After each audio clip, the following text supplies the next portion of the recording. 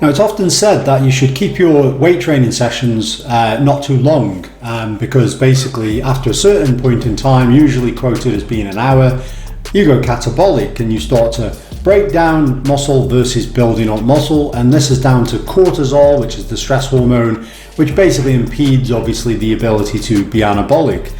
The reality though is very different to this, is that any length of training session you're releasing cortisol, because cortisol is the stress hormone, and lifting weights and exercise is actually stressing the body, so you're immediately releasing cortisol. So this kind of effect where cortisol kicks in at sort of an hour of training is actually a complete myth. It's basically going on for the whole length of the session. So there's no reason for cortisol or catabolism or even lack of anabolism to be the reason you should train less than an hour. However, this doesn't mean that you should just keep training for hour after hour. Obviously, for the simple sake of the cortisol and the catabolism, yes, it's not true.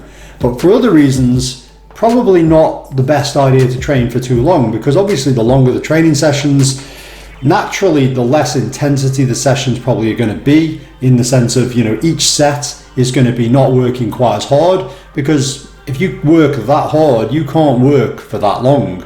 So therefore, it means that if you're training for 2 hours in the gym, it's pretty likely your intensity is not necessarily going to be that high, which is not going to be good.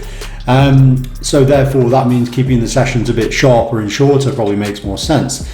The other one is, if you say, I'm a nutter and I can train really hard and, I can train, and all that.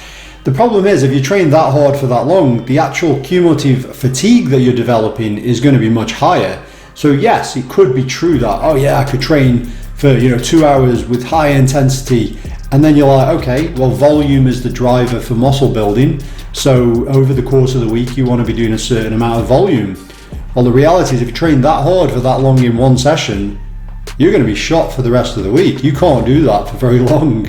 And then obviously over a bigger training block, so more not just the course of the week, but the course of the mesocycle over the course of several weeks, you're going to basically struggle as that goes on. You're going to stack up more and more and more fatigue, and that means the loads are going to get lighter because you can't lift as heavy, because you're accumulating central fatigue as well as peripheral fatigue, and then you're going to need to deload sooner. And not to mention that as well, you're going to potentially risk more injury as well.